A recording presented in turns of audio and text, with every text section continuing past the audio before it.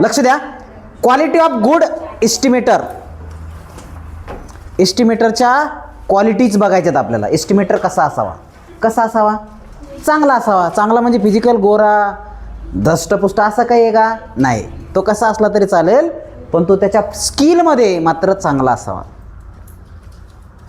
बाह्य अंगावर जाऊ नका. तो आतमधून कसा आहे म्हणजे त्याच्याकडे कोणत्या स्किल आहेत ते महत्त्वाचं आहे. बाकी काय घेणं देणं नाही तुम्हाला. ओके. तर क्वालिटीज ऑफ गुड एस्टिमेटर हे बघणार आहे आपण. ओके. डोंट राईट सिअर. तर पहिला हीच्या जागेवर शी पण असू शकते बरं का, असं काही नाही. आता इथं जनरल पुस्तकामध्ये एक वचनी पुरुष घेतला आहे त्यांनी, पण असं काही नाही. महिला पण एस्टिमेटर असू शकते, असू शकते नाही, असते. ओके. ही ऑब्लिक शी. तुम्ही लिहिताना मुलींनी सी लिहिलं तरी चालेल आणि मुलांनी ही लिहिलं तरी चालेल, आणि तुम्ही पण ही लिहिलं तरी चालेल आणि तुम्ही पण सी लिहिलं तरी चालेल. ओके. काही असं काही नाही, फक्त ही ऑब्लिक शी दोन्हीपैकी. आता ही कन्सिडर करून आपण पुढं चालू. He must have up to date and through knowledge of making estimate of material and item. प्रत्येक मटेरियल आणि आयटमचं एस्टिमेशन करण्यासाठी त्याच्याकडं तेवढं नॉलेज पाहिजे. तो नॉलेजेबल पर्सन पाहिजे. येतं लक्षात? कशासाठी? त्या मटेरियलचं स्पेसिफिकेशन, एस्टिमेशन आणि सिलेक्शनसाठी. ओके. त्याला प्रेझेंट प्राईस काय आहे त्या स्पेसिफिक आयटमची ते सगळं माहीत पाहिजे. मागच्या वेळेस किती होती, किती वाढली, किती कमी झाली, याच्याबद्दल त्याला माहीत पाहिजे. कोणाला? एस्टिमेटरला. जी किंमत सांगतं ना तुम्हाला. समजा आपण गेलो घर बांधण्यासाठी कोणाकडं? एस्टिमेटरकडं. तर तो म्हणजे गुत्तेदार किंवा काय म्हणू त्याला आपण, ठेकेदार. समजा गुत्तेदार ठेकेदार जे काय असेल ते, किंवा मिस्त्रीकडे गेलो थोडक्यात, साधं घरी. तर तो काय करतो? अराऊंड ॲप्रॉक्झिमेशन काढतो, सांगतो की एवढ्याला घर बांधलं जाईल. ओके. तर त्याला प्राईज माहीत पाहिजे की विटाची, दगडाची किंवा जे जे मटेरियल लागणार आहे त्याची मागची प्राईज काय ना आता वाढलेली रेट काय असतील. तर याचं सगळं तारतम्य त्याला माहीत पाहिजे. तर पहिलं तर त्याला नॉलेज पाहिजे, दुसरं तर त्याला प्राईज माहीत पाहिजे, अप टू डेट प्राईज माहीत पाहिजे.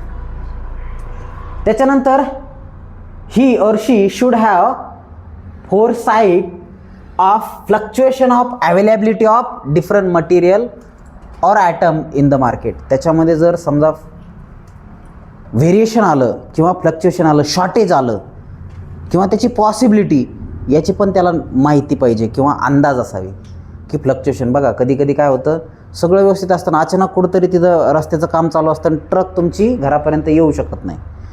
तर या फ्लक्च्युएशनसुद्धा त्याने बघितलेलं पाहिजे, प्रत्यक्ष बघितलेलं पाहिजे, अडथळे त्याला माहीत पाहिजे. त्याच्यानंतर frequent visit to work site. त्यानं कधीतरी नाही पण वारंवार त्या साईडवर व्हिजिट करून प्रत्यक्ष कामाची पाहणी केली पाहिजे. ओके. की whether work is properly carried out or not. चांगल्या पद्धतीने काम चालू आहे का नाही. ओके. आणि त्यानं त्याचं इन्स्पेक्शन पण केलं पाहिजे की वीट वगैरे तपासून बघणं, सिमेंटची क्वालिटी तपासून बघणं. हे आता एक घराचं साईटच्या बाबतीत.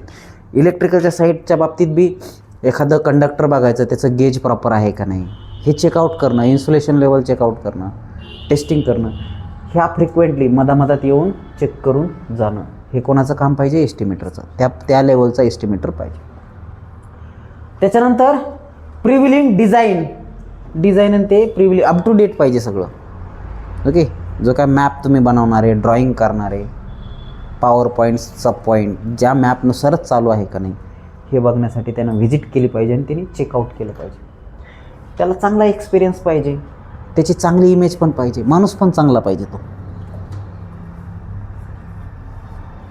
म्हणजे क्रिमिनल वगैरेला कॉन्ट्रॅक्ट देऊ नका, एस्टिमेशन नाही, खरंच देऊ नका.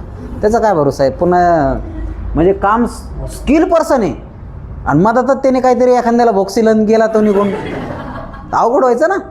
अशा क्रिमिनल लोकांना खरंच काम देऊ नका, कामच देऊ नका. ओके. त्याचा एक्सपिरियन्स सोबत तो गुड पर्सन पाहिजे.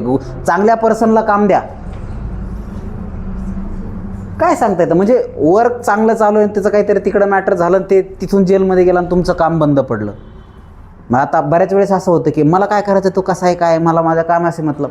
अरे ते झालं बाबा, पण त्या कामाचा त्याच्या पर्सनॅलिटीचा किंवा त्याच्या काही भानगडीचा तुमच्या कामावर इम्पॅक्ट पडू नये म्हणून एक्सपिरियन्ससोबत त्याची इमेज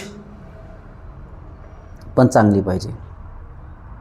ओके, त्याचं थिंकिंग लेवल, इमॅजिनेशन ते सुद्धा चांगलं पाहिजे. त्याची पॉझिटिव्ह इमेज पाहिजे आणि पॉझिटिव्ह थिंकिंगसुद्धा पाहिजे. ओके, त्याच्यानंतर price list with him shall be up to date. म्हणजे प्रत्येक गोष्टीचे प्राईज किंवा रेट अप टू डेट पाहिजे. त्याला माहीत पाहिजे सगळं, आजचा रेट काय आहे. समजा सोनाराकडे गेले तर त्याला आजचा भाव माहीत पाहिजे. कालच्या भावाने त्याने खरेदी कितीने केली काय ते काय घेणं नाही, त्याने आजचा भाव त्याला माहीत पाहिजे. तर ह्या सगळ्या क्वालिटीज कोणाकडे पाहिजेत रे? गुड इस्टिमेटरकडे पाहिजे. इस्टिमेट नंतर करायचे, पहिले ह्या सगळ्या क्वालिटी असेल तर त्याच्याकडे जा, अदरवाईज त्याच्याकडे जाऊ नका. येतं लक्षात? म्हणजे कोणतंही काम करायचं, आता समजा तुम्हाला क्लास लावायचा तर तुमच्या त्या पर्टिक्युलर टीचरकडे त्या क्वालिटीज आहेत का नाही हे सुद्धा तुम्ही चेक केलं पाहिजे. ओके, कॉन्ट्रॅक्टर चांगल्या प्रतीचा आहे का नाही ते सुद्धा चेक केलं पाहिजे. शाळा कॉलेज भविष्यामध्ये तुम्ही निवडता त्याही वेळेस तुम्ही त्या शाळा कॉलेजेसच्या क्वालिटीज प्रॉपर आहेत का नाहीत ते बघा. रूम घ्यायची तुम्हाला रेंटनी तर त्या सगळ्या गोष्टी तुम्हाला अवेलेबल होतील का नाही या सगळ्या गोष्टी बघूनच त्या गोष्टी करा. ओके, तर क्वालिटीज ऑफ गुड इस्टिमेटर परीक्षेला विचारतात. कधी कधी इस्टिमेटर विचारतात, बऱ्याच वेळेस कॉन्ट्रॅक्टर विचारतात. क्वालिटीज ऑफ गुड कॉन्ट्रॅक्टर परीक्षेला कंपल्सरी असतो. Okay, so write down fast.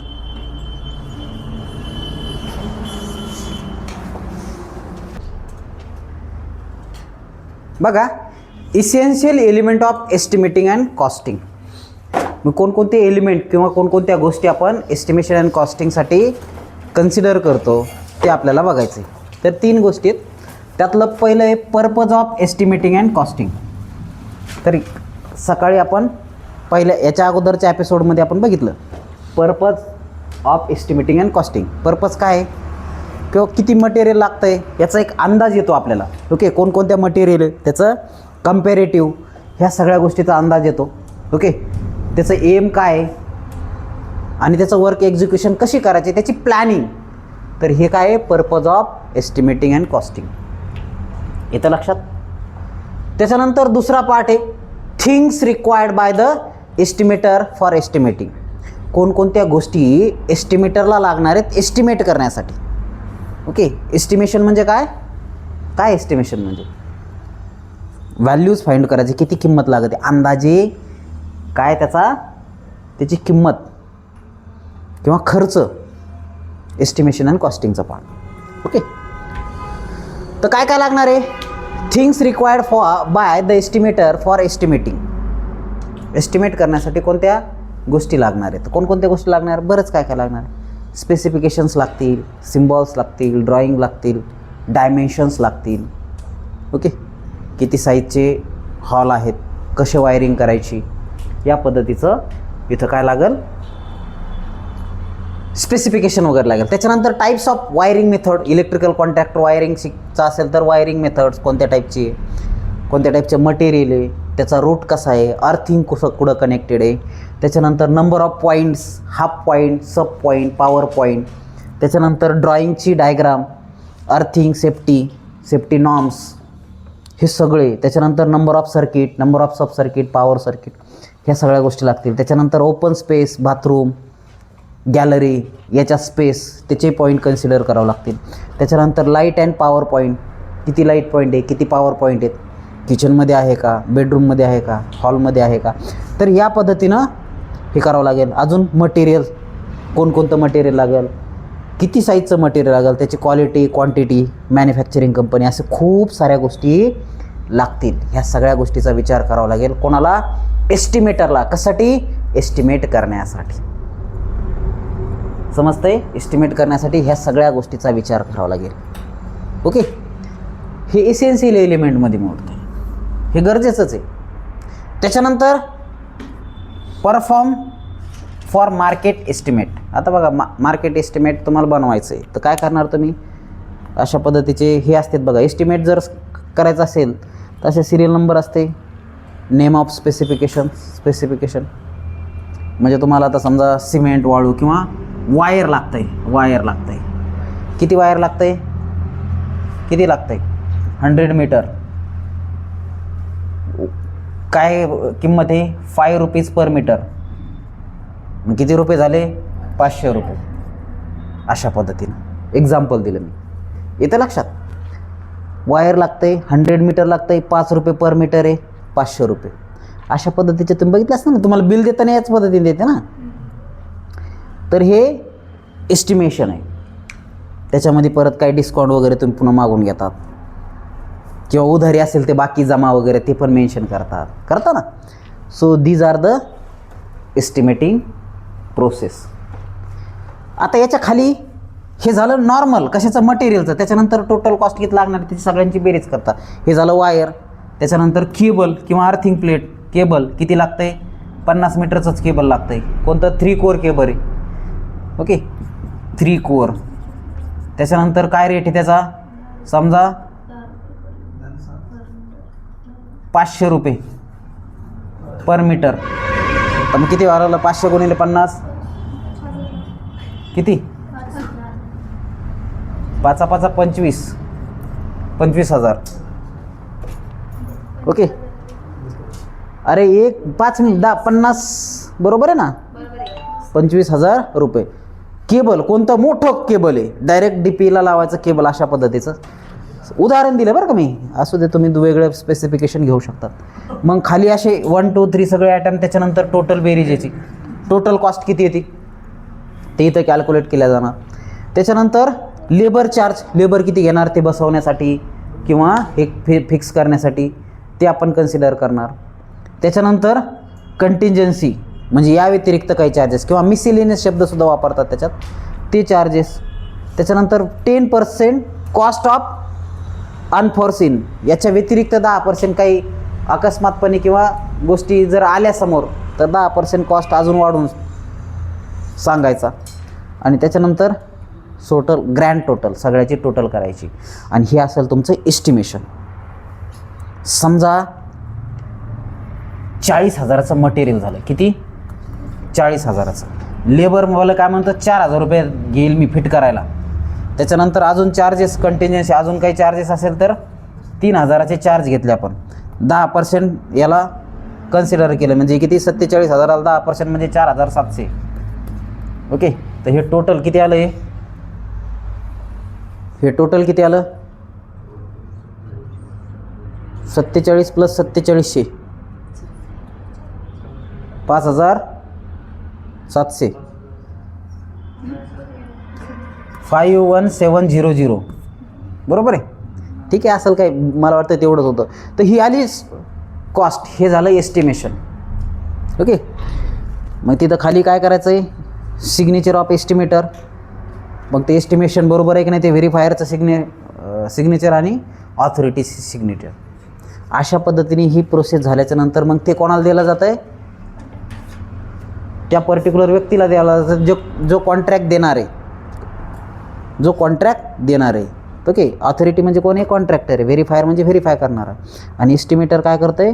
हे कॉन्ट्रॅक्टरला देतं. कॉन्ट्रॅक्टर साईन बिन करून त्या समोरच्या व्यक्तीला देतो आणि ते व्यक्ती मग ठरवतो की आपल्याला काम करायचं का नाही. ते काय करते? 3-3 4-4 जणांचे एस्टिमेशन घेते आणि जी स्वस्त आणि मस्त असेल ते करते. तुम्ही विचारतात कोणत्या कंपनीचं केबल वापरणार, कोणत्या याची लोक कुठून आणणार, हे सगळा विचार करून ते विचार करते की कोणत्या एस्टिमेटरला किंवा कोणत्या कॉन्ट्रॅक्टरला कॉन्ट्रॅक्ट द्यायचा आहे. हे कोण डिसाईड करतं? ओनर डिसाईड करतो. पण ही प्रोसेस आहे. तर ही essential element of estimating and costing. समजलं? So write down.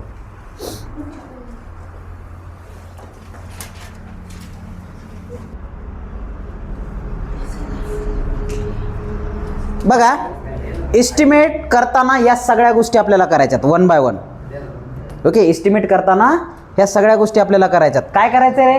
सगळ्यात पहिले पर्पज ऑफ एस्टिमेशन बघायचं आहे. एस्टिमेटचं पर्पज काय आहे? Don't write this. First of all see this. तर पर्पज ऑफ एस्टिमेट. एस्टिमेटचं पर्पज काय आहे? एम काय आहे? टार्गेट काय आहे? हे आपल्याला बघायचं आहे. ओके. एस्टिमेटचा पर्पज, किंवा आपल्याला किती खर्च येईल, प्लॅनिंग किती दिवसात कंप्लीट होईल, हे सगळं प्लॅन त्या एस्टिमेटमध्ये असेल, ते त्याचा पर्पज येतं लक्षात. त्याच्यानंतर रफ एस्टिमेशन. आता रफ एस्टिमेशन बऱ्याच ठिकाणी होतं. तुम्ही एखादी गोष्ट जर करायची असेल, आता तुम्ही या सेमिस्टरचं प्लॅनिंग केलं, तर मग तुम्ही काय करता, प्लॅनमध्ये बऱ्याच गोष्टी मेन्शन करता की आपल्याला एवढा खर्च मेसला लागणार आहे, एवढा खर्च स्टेशनरीला लागणार आहे, एवढा खर्च अदर एक्सपेन्सेस आहे, एवढा खर्च ट्रॅव्हलिंगला लागणार आहे. अशा पद्धतीचं प्लॅनिंग तुम्ही करता. आणि 2026ची प्लॅनिंगसुद्धा करायची तुम्ही, रफ प्लॅनिंग. ओके, दैनंदिनी लिहून प्लॅनिंग करायची व्यवस्थित, कशा पद्धतीने पाहिजे. सो रफ एस्टिमेशन की एवढा खर्च इथं आहे, तिथं तिथं तिथं, अशा पद्धतीने. आणि त्याच्यानंतर मग त्याचं डिटेल एस्टिमेशन करायचं. ओके, मटेरियलला किती लागणार आहे, त्याच्यानंतर ट्रान्सपोर्टेशनला किती लागणार आहे, लेबरला किती चार्जेस द्यावा लागणार आहे, या सगळ्यांची बेरीज आपल्याला रफली करायची पहिले, आणि नंतर डिटेल करायची. त्याच्यामध्ये विथ प्रूफ डॉक्युमेंट, म्हणजे तुम्ही जर एस्टिमेटच्या हे आणल्या, स्लिपा आणल्या असतील तर ते लावा. आता तुम्ही घर बांधायच्या अशा वेळेस तुम्ही सिमेंटचा त्याचा रेट काढून आणता, ते लावा. आणि ॲप्रॉक्सिमेट जे एस्टिमेशन आहे त्याला ऑथेंटिक करा, परफेक्ट करा, एवढं एस्टिमेशन येणार आहे. समजतंय? तर पहिले त्याचा पर्पज काय आहे, रफ एस्टिमेशन, आणि त्याच्यानंतर डिटेल एस्टिमेशन. आता डिटेल एस्टिमेशनमध्ये आपण डॉक्युमेंट अटॅच करायचे. कोणते डॉक्युमेंट अटॅच करायचे? आत्ता याच्या अगोदर बघितलेली एस्टिमेशनच्या त्या प्रत्येक मटेरियलच्या किमती, त्याचं टोटल, अदर चार्जेस वगैरे, हे सगळे डॉक्युमेंट्स अटॅच करायचे डिटेल एस्टिमेशनमध्ये. आणि मग परत एक एस्टिमेशन फायनल करायचे, ते बनवायचं. पण एवढं एस्टिमेशन संपतं का? नाही, त्याच्यामध्ये मधात ॲडिशनल चार्जेस लागतात. चहा पाणीचा खर्च, किंवा डॉक्युमेंटरीचा खर्च, झेरॉक्सचा खर्च, किंवा अजून छोटे छोटे चिल्लर जे खर्च आहेत, जे की खरंच एस्टिमेशनमध्ये मांडले जात नाहीत पण रिअलमध्ये लागतात. पाण्याच्या बॉटलपासून त्याच्यापर्यंतचा हे अदर एक्सपेन्सेस आहेत, हे सप्लिमेंटरी एस्टिमेटमध्ये टाका. याच्या व्यतिरिक्त अजून काय लागणार आहे इथे लक्षात? तर हे सप्लिमेंटरी एस्टिमेटमध्ये लागणार आहे. मेन एस्टिमेशन, ॲप्रॉक्सिमेशन झालं, त्याच्यानंतर डिटेल एस्टिमेशन झालं, पण अजूनही काही गोष्टी लागतात आपल्याला. काय लागणार आहे? सप्लिमेंटरी. चिल्लर खर्च, समजा भिंत रंगवायची, ते झालं, पण ते आणण्यासाठी रिक्षाचं भाडं, अशा पद्धतीच्या काही गोष्टी ॲडिशनल लागणार आहेत. त्याच्यानंतर ते उचलून मांडण्यासाठी ते हमाली बिमाली, असे मधात जे आपण याच्यामध्ये कन्सिडर करत नाहीत, ते सप्लिमेंटरी एस्टिमेट इथं आपण कन्सिडर करायचे. येतं लक्षात? त्याच्यानंतर ॲन्युअल मेंटेनन्स. ठीक आहे, आता एस्टिमेशन केलं आहे, त्याच्यामध्ये तुम्ही गॅरंटी वॉरंटी देता ना, तुम्ही गॅरंटी वॉरंटी देता की बाबा 1 वर्षापर्यंत काही होणार नाही, आम्ही जी वायरिंग केली जर जळाली तर ती भरून देण्यात येईल, अशा पद्धतीचं. त्याचं मेंटेनन्सचा एस्टिमेशन पण कन्सिडर करायचं आहे. मेंटेनन्सचं एस्टिमेशनसुद्धा कन्सिडर करायचं आहे. तुम्ही बघितलं असेल, तुम्ही गाडी वगैरे घ्यायला गेले तर इन्शुरन्स, किंवा लॅपटॉप घ्यायला गेलं तर स्पेशली मोबाईल घेतला तर 1 वर्षाची इन्शुरन्स असते. तर अशा पद्धतीचं एस्टिमेशनमध्ये हे सुद्धा मेन्शन करणं गरजेचं आहे. ॲन्युअल मेंटेनन्स, वार्षिक मेंटेनन्स. 3 वर्षाची गॅरंटी द्यायला लागलं ना, मग ती गॅरंटी द्यायला लागलं तर काही जर झालं त्याचं, तर ते तुम्हाला फ्री ऑफ कॉस्ट बदलून द्यावं लागेल किंवा रिपेअर करून द्यावं लागेल, तर त्याला ॲन्युअल मेंटेनन्स म्हणायचं, वार्षिक. तर तेही तुम्ही एस्टिमेशनमध्येच मेन्शन करा. It is a part of estimation. येतं लक्षात? जर तुम्ही नापास झाला तर तुमचा सब्जेक्ट फ्री ऑफ कॉस्ट शिकवला जाईल. So it is a type of maintenance, अशा पद्धतीचं. त्याच्यानंतर रिवाइज एस्टिमेशन, त्याचं रिव्हिजन. त्याच्यामध्ये काही अपडेट्स असतील, तर आलेल्या एस्टिमेशनमध्ये काही अपडेट्स असतील, काही बदलले समजा कशाची व्हॅल्यू, तर ते तुम्ही तिथं मेन्शन करा. तर या सगळ्या काही आहेत एस्टिमेशनच्या स्टेप्स आहेत, एस्टिमेशनच्या स्टेप्स आहेत. इथे लक्षात का? कोणकोणत्या? Purpose of estimation, rough estimate, detail estimate with documents, supplementary estimate, then annual maintenance आणि रिवाइज एस्टिमेट. या सगळ्या एस्टिमेशनच्या प्रोसेस आहे, स्टेप्स आहेत. हे सगळं झाल्याच्यानंतर फायनल एस्टिमेशन तयार होतं आहे. येतं लक्षात? So write down.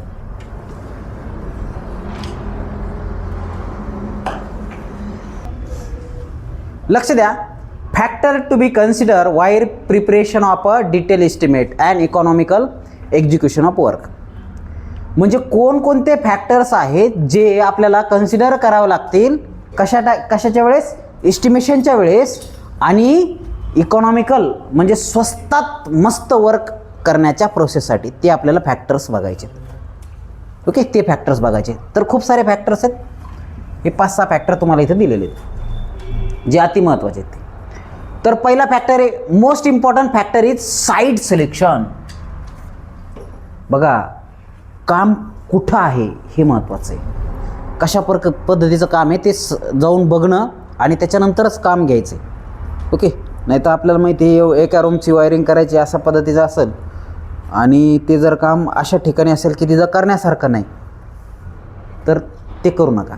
Okay, site selection करायचे, जायचे, बघायचे whether work is possible or not, आणि त्याच्यानंतरच ओके करायचं. डायरेक्ट म्हणायचं नाही, मी पहिले म्हणायचं आहे साईड येऊन साईड बघतो. आता आम्ही सोलर इन्स्टॉलेशनचे काम घेतो. सगळ्यात पहिलं काम काय असते?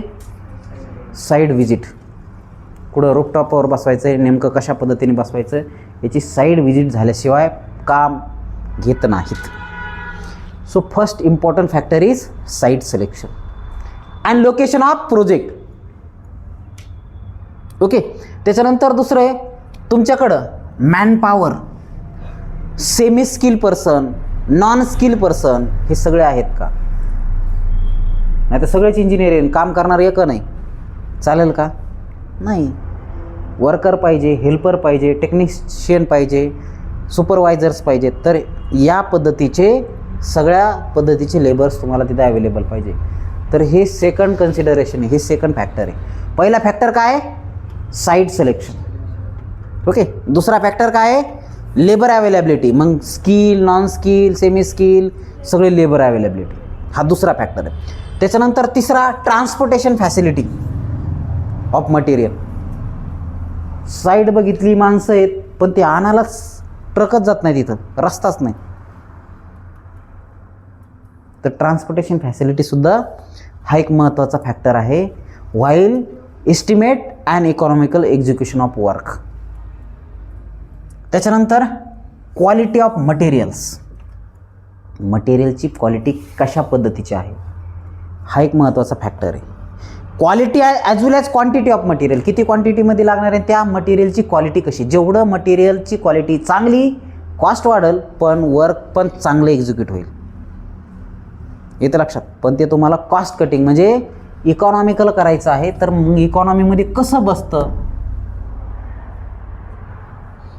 ते बघितलं जातं. उदाहरणार्थ तुम्ही एखादी पॉलिसी घेत असेल तर ते कशामध्ये बसते ते त्या योजनामध्ये समजा जे काय असेल ते त्याच्यात बसून ती दिल्या जाते. त्याच पद्धतीनं चांगल्या क्वालिटीच्या मटेरियलमध्ये इकॉनॉमिकल, स्वस्तात आणि मस्त, ह्या दोन्ही गोष्टी आपल्याला इथं अचीव करायच्या. तर quantity and quality of material हा पण एक महत्त्वाचा फॅक्टर आहे. आणि लास्ट फॅक्टर आहे अवेलेबिलिटी ऑफ मटेरियल. मटेरियल उपलब्धसुद्धा पाहिजे. चांगलं मटेरियल आहे, सगळ्या गोष्टी आहेत, पण ते जर उपलब्धच नसेल तर मग अवघड आहे. तर हा सुद्धा एक महत्त्वाचा फॅक्टर आहे. बऱ्याच प्रमाणामध्ये सगळ्यात जास्त महत्त्वाचा हाच आहे. कधी कधी तर असं होतं उन्हाळ्याच्या दिवसात पाणी नसतंय आणि घर बांधायला काढलं तर ते पण एक महत्त्वाचा फॅक्टर आहे, अवेलेबिलिटी ऑफ वॉटर. आणि पावसाळ्यात करावं तर त्या ट्रान्सपोर्टेशन फॅसिलिटी नसती, वाळू अवेलेबल नसती. तर हे सुद्धा महत्त्वाचं आहे. Okay, so these are the important factor while selecting, while considering estimate and economical execution of work. येतं लक्षात? तर हे सगळे फॅक्टर महत्त्वाचे आहे. So write down.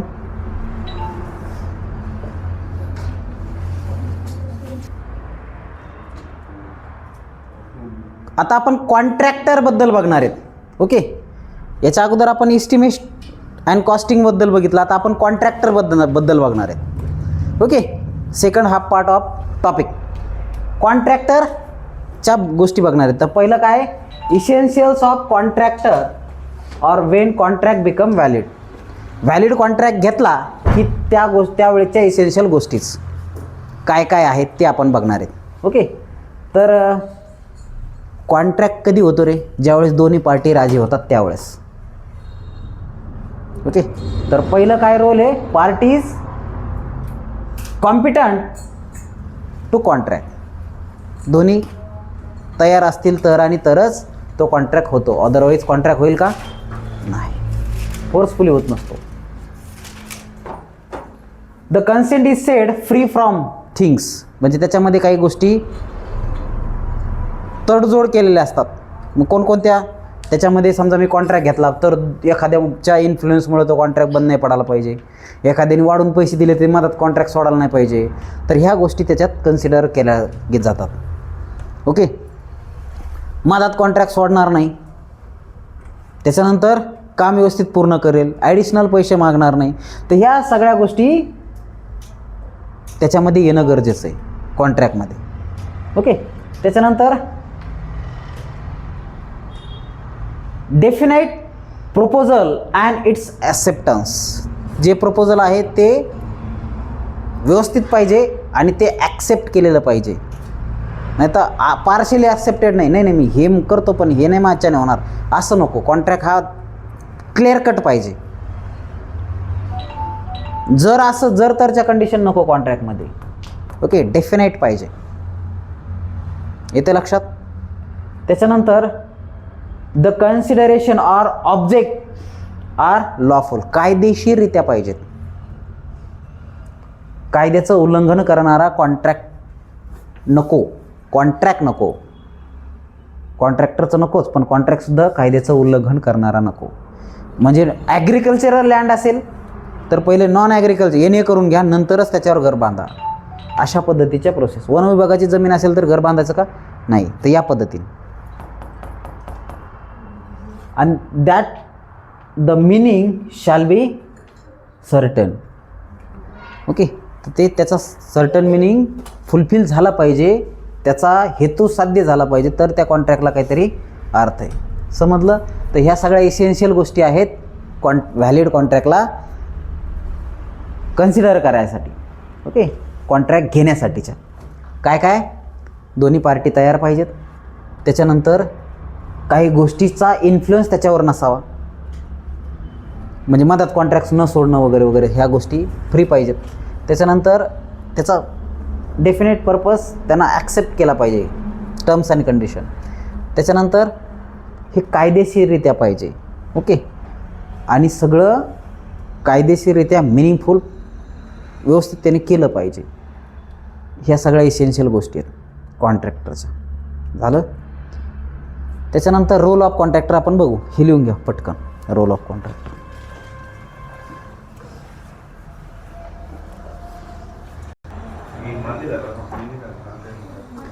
बघा, नेक्स्ट कन्सेप्ट बघू आपण, रोल ऑफ कॉन्ट्रॅक्टर.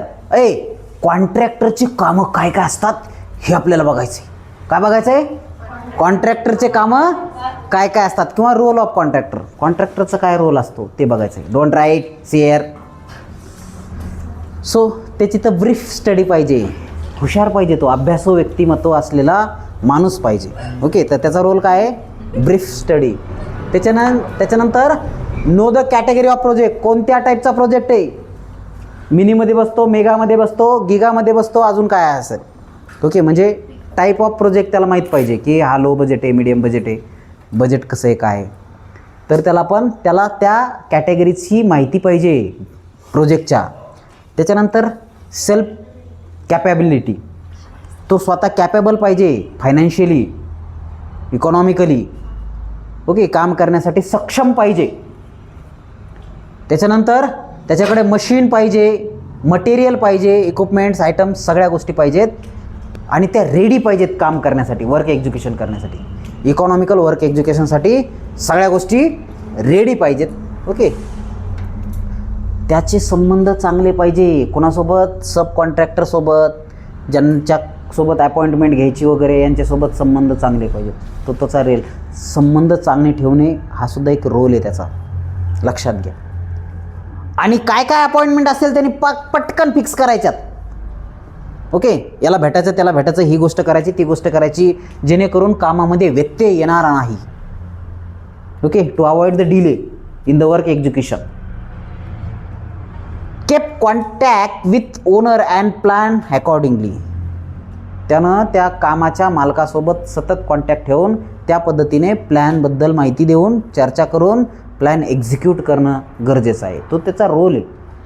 ओके, त्याच्यानंतर एक्सपर्ट अँड कमिटीज. एक्सपर्ट आणि कमिटीच्या माध्यमातून काही गोष्टी ज्या बसत नसतील, त्या लॉफुल किंवा कायद्याच्या तरतुदीमध्ये येत असतील नसतील, तर त्यासाठीच्या गोष्टी त्याने करणं त्याचा रोल आहे. लोकांसोबत चर्चा करणं त्याचा रोल आहे. Think all conditions. त्या सगळ्या कंडिशन, सगळ्या बाजूने विचार करणारा तो पाहिजे. त्याचं कामच आहे ते. सगळे ॲस्पेक्ट त्यांनी बघितले पाहिजे. ओके, आणि सगळ्यात महत्त्वाचं म्हणजे त्यानं विश्वासानं दिलेलं काम विश्वासानं पूर्ण करणं गरजेचं आहे. तो सगळ्यात महत्त्वाचा रोल आहे त्याचा, की दिलेलं काम वेळेत विश्वासानं चांगल्या पद्धतीनं पूर्ण करणं हा सगळ्यात महत्त्वाचा रोल आहे, की जेणेकरून सोसायटी त्याला चांगला कॉन्ट्रॅक्टर म्हणून त्याच्याकडे बघेल. हे रोल आहेत कोणाचे? कॉन्ट्रॅक्टरचे. येतं लक्षात? Role of contractor. आता quality of good contractor. Quality of good contractor ते आपल्याला बघायचं. हे झालं का? चला,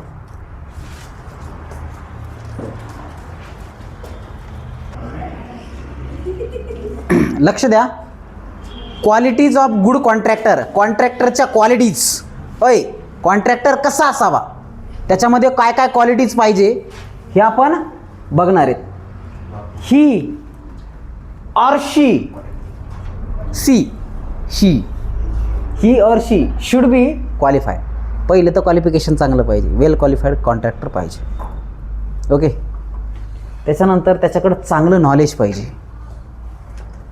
he or she should have good knowledge of law and it should obey the law. Okay, त्यांना नुसतं कायद्याचं नॉलेज असून चालणार नाही, त्यानं ते कायदा पाळलासुद्धा पाहिजे, त्यानं त्या इन्स्ट्रक्शन फॉलोसुद्धा केल्या पाहिजे. हे त्या कॉन्ट्रॅक्टरच्या क्वालिटीजमध्ये महत्त्वाचं पार्ट.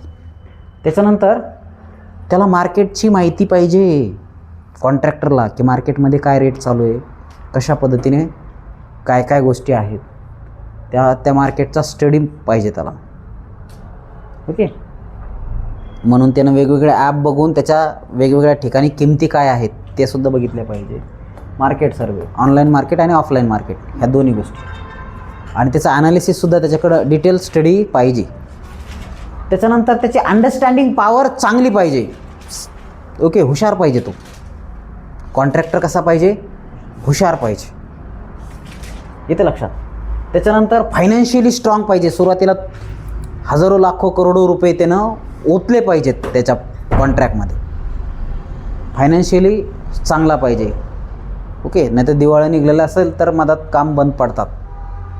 ओके, त्याच्यानंतर साऊंड माइंडेड पाहिजे. थोडाफार शिल्लक खर्च लागला तर लगेच त्यांना तुळतुळ करणं किंवा काम सोडून देणं अशा गोष्टी नाही व्हायला पाहिजेत. ओके, मोठ्या मनाचा पाहिजे तो. थोडाफार ॲडिशनल खर्च जरी लागला तरी त्याने ते बिअर केलं पाहिजे. त्याच्यानंतर ability to form rational judgement. काहीतरी नवीन आले तर ते सस्टेन केलं पाहिजे त्यानं. ओके, सस्टेन केलं पाहिजे, म्हणजे चेंज जर झाला काही तर त्यानं ते सस्टेन केलं पाहिजे. ती ॲबिलिटी त्याच्यामध्ये पाहिजे. It should have. ओके, त्याच्यानंतर time curious. Okay, time follower पाहिजेत. वेळेचं भान त्याला असलं पाहिजे, वेळ त्यांनी पाळली पाहिजे. दिलेल्या वेळात काम पूर्ण करणारा तो कॉन्ट्रॅक्टर पाहिजे. ही क्वालिटी आहे. आणि सगळ्यांसोबत चांगले संबंध पाहिजे त्याचे संबंध सगळ्यांसोबत चांगले पाहिजेत. कोणासोबत विषयी त्यानं अपशब्द बोलणं किंवा अजून काही अशा गोष्टी व्हायला नाही पाहिजेत. ओके, माणूस चांगला पाहिजे. येतं लक्षात? तर ह्या सगळ्या क्वालिटीज आहेत कोणाच्या? गुड कॉन्ट्रॅक्टरच्या. ह्या सगळ्या क्वालिटीज जर तुमच्यामध्ये असाल तर तुम्ही चांगला कॉन्ट्रॅक्टर होऊ शकता. नुसतं लायसन काढलं म्हणून कोणी कॉन्ट्रॅक्टर होत नाही. त्याच्याकडे सगळ्या क्वालिटीज ॲबिलिटीज पाहिजेत. So these are the qualities of good contract. Are you getting this? So write down.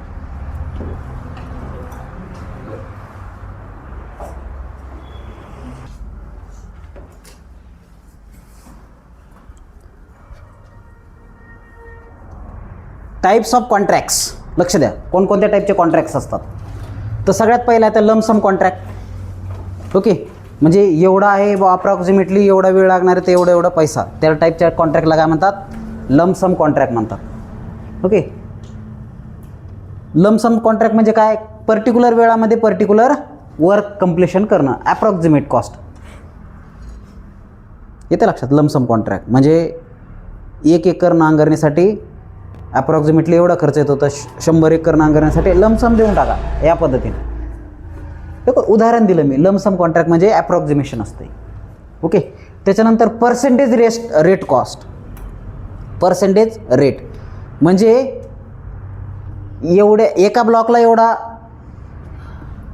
म्हणजे याला एवढा कॉस्ट लागणार आहे, त्याच्यावरून मग 10% एक्स्ट्रा प्रॉफिटचा पर्सेंटेज, त्याला आपण काय म्हणतो? Percentage rate contract. समजते का?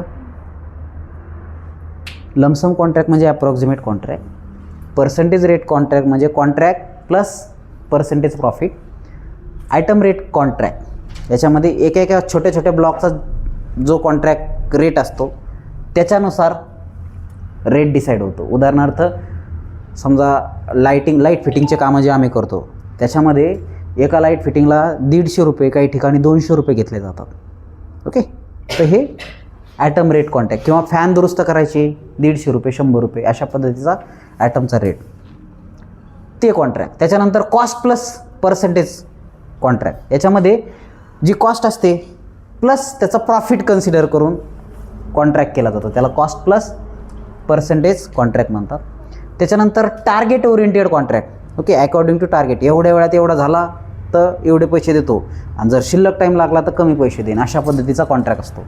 त्याला आपण टार्गेट ओरिएंटेड कॉन्ट्रॅक्ट म्हणतो. येतं लक्षात? टार्गेट कॉन्ट्रॅक्ट, एवढ्या दिवसात एवढं झालं तर. त्याच्यानंतर रेट कॉन्ट्रॅक्ट. रेट म्हणजे किती किंमत लागणार आहे. Item rate. आता ॲटम रेट आणि रेटमध्ये काय, याच्यामध्ये लमसम रेट असतो. 5 कॉन्ट्रॅक्टर आले, त्याच्यामध्ये ज्याचा कमी रेट आहे त्याला सिलेक्ट केलं जातं, ज्याचा कमी रेट आहे त्याला सिलेक्ट केलं जातं, त्याला आपल्याला रेट कॉन्ट्रॅक्ट असं म्हणतात. 5 जणांनी टेंडर केलं कॉन्ट्रॅक्टशिपसाठी, तर त्यातला ज्याचा कमी रेट आहे त्याला कॉन्ट्रॅक्ट दिला जातो, अशा पद्धतीने. त्याच्यानंतर मटेरियल सप्लाय कॉन्ट्रॅक्ट. याच्यामध्ये कॉस्ट ऑफ मटेरियल किती आहे, किती मटेरियल लागणार आहे त्याच्यावरून कॉन्ट्रॅक्ट डिसाईड होतो. ओके, किती समजते काही? किती मटेरियल लागणार आहे त्याच्यावरून तो कॉन्ट्रॅक्टची कॉस्ट डिसाईड होते. आता समजा 10 लाखाचं घराला सिमेंट वाळू हे तेच लागणार आहे, तर त्याच्यावरून प्रॉफिट कन्सिडर करून 12 लाख रुपयाचा कॉन्ट्रॅक्ट होईल समजा, तो घर बांधायचा. उदाहरण दिलं मी त्याच पद्धतीने. त्याच्यानंतर लेबर कॉन्ट्रॅक्ट. 50 लोक काम करत आहेत, त्याच्यावरून प्रॉफिट कन्सिडर करून वर्कमॅनशिपवर हा कॉन्ट्रॅक्ट घेतला जातो. माणसं किती आहेत, किती जणांना फायदा होणार आहे, आणि त्याच्यामधून ओव्हरऑल किती वेळात ते काम कंप्लीट केलं जातं, त्याला लेबर कॉन्ट्रॅक्ट म्हणतात. त्याच्यानंतर निगोशिएशन कॉन्ट्रॅक्ट. हा ओनर डिसाईड करतो, नाही मला त्यालाच कॉन्ट्रॅक्ट द्यायचा, तो कोणाला टेंडरिंगला बी बोलवत नाही, डायरेक्ट त्याला कॉन्ट्रॅक्ट देऊन टाकतो. नाही, त्याला द्यायचंच नाही कॉन्ट्रॅक्ट, निगोशिएट करायचं, त्याला ज्याला द्यायचं त्यालाच द्यायचं. तर हे निगोशिएशन कॉन्ट्रॅक्ट. फक्त अदानी अंबानीला द्यायचा, फक्त त्यांनाच बोलवायचं, संपलं. दोघांना बोलवायचं, दोघांना अर्धा काम वाटून द्यायचं. किंवा टाटालाच द्यायचा तर फक्त टाटालाच बोलायचं आणि टाटाकडून काम करून घ्यायचं, त्याला निगोशिएशन कॉन्ट्रॅक्ट म्हणतात. त्याच्यानंतर पीस वर्क कॉन्ट्रॅक्ट. याच्यामध्ये रेट ॲग्री विदाऊट रेफरन्स, काही रेफरन्स नाही. हां, एवढ्याला करतो का केवढ्याला करतो, काही घेणं देणं नाही कशाचं. ओके, म्हणजे एखादी झेरॉक्स एखाद्या ठिकाणी डायरेक्ट 15 रुपयाला भेटते,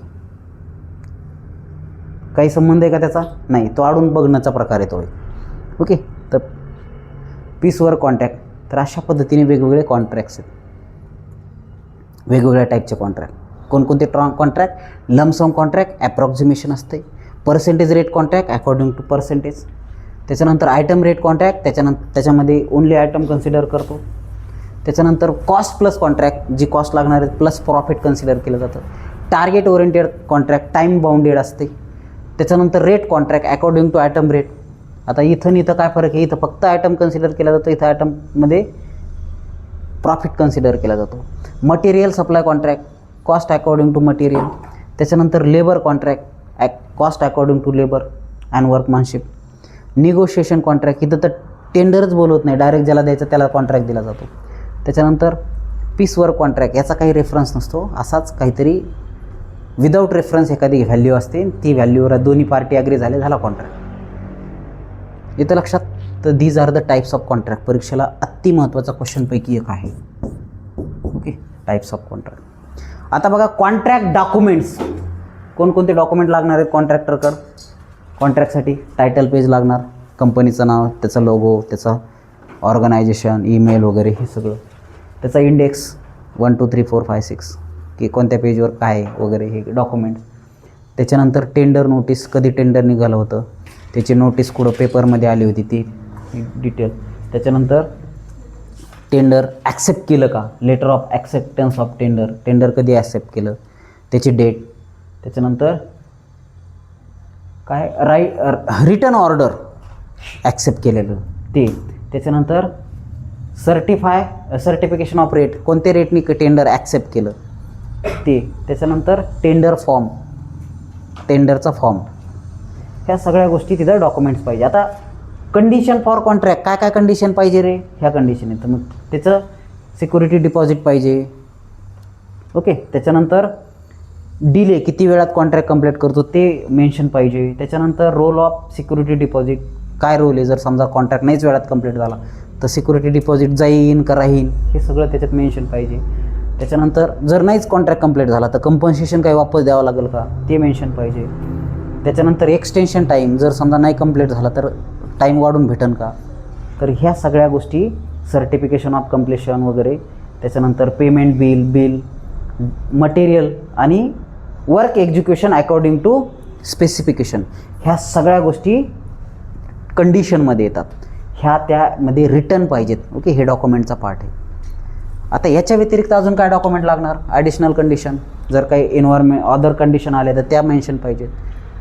ओके, काही जर अकस्मातपणे काही झालं तर ॲक्सिडेंट वगैरे तर त्या मेन्शन पाहिजे. त्याच्यानंतर स्केड्यूल, किती दिवसात काम कंप्लीट करायचं त्यानुसार त्याचा शेड्यूल बनलेला पाहिजे. जनरल स्पेसिफिकेशन काय काय आहे ते. शेड्यूल ऑफ इश्यू झाला किंवा कोणकोणत्या गोष्टीचा कसा कसा शेड्यूल आहे ते. त्याच्यानंतर schedule of for wage, other काही वेजेस लागले, खर्च लागला तर ते तिथं वेज कन्सिडर केले पाहिजे. ओके, जसं की ट्रॅव्हलिंग अलाउन्स, खर्च पाणी वगैरे ज्याला आपण म्हणतो इनडायरेक्टली.